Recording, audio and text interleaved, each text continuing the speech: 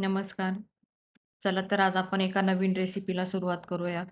उपवासात रोज तेच-तेच खाऊन कंटाळा आलाय. मग आज मी घेऊन आले एकदम हटके, कुरकुरीत आणि तुपाच्या सुगंधाने भरलेली राजगिरा भगर बॉल्स करी. एकदा ही रेसिपी करून पाहिली तर प्रत्येक उपवासाला हीच बनवाल. चला तर रेसिपीला सुरुवात करूया आपण. मी हिरवी मिरची क्रश केलेली.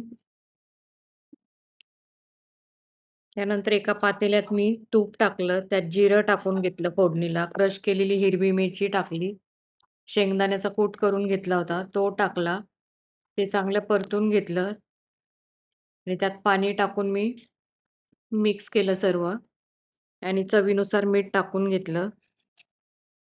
त्याला उकळी आली त्यानंतर मी एका साइडला राजगिऱ्याचं पीठ घेतलं. त्यात मी भगर भिजवून घेतलेली, अर्धा तास भगर भिजत ठेवलेली ती टाकली त्यात अख्खी भगर. त्यानंतर बटाटा टाकला मी, तो स्मॅश करून घेतला. तुम्ही नक्की करून बघा ही रेसिपी कोफ्ता करी. उपवासाला खूप छान लागते आणि अगदी झटपट होणारी आहे. तुम्ही बघू शकता बटाटा मी स्मॅश करून टाकला. त्यात शेंगदाण्याचा कूट देखील टाकून घेतला. त्यानंतर जिरं टाकली. हिरवी मिरची क्रश केलेली ती टाकून घेतली आणि सेंधा नमक टाकून घेतलं मी त्यात. हे सर्व मी मिक्स करून घेतलं आणि त्याचे बॉल्स बनवून घेतले.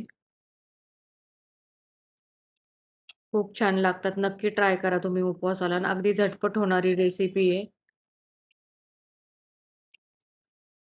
आपण खिचडी, साबुदाणा वडा ते नेहमी खातो. ही कोफ्ता करी नक्की ट्राय करून बघा. बॉल्स बनून झाले. एका साइडला मी तूप गरम करायला ठेवलंय कढईत. त्यानंतर राजगिऱ्याचं पीठ घेतलं मी एका प्लेटमध्ये आणि ते बॉल्स मी त्यात घोळून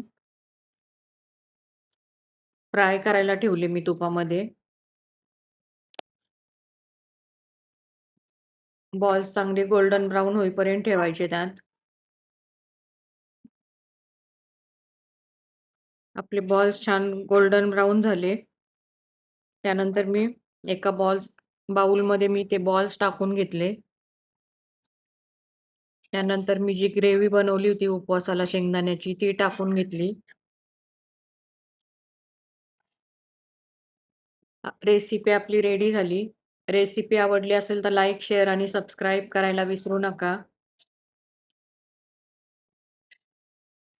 नक्की ट्राय करा ही रेसिपी खूप छान लागते. अगदी झटपट होणारी आहे.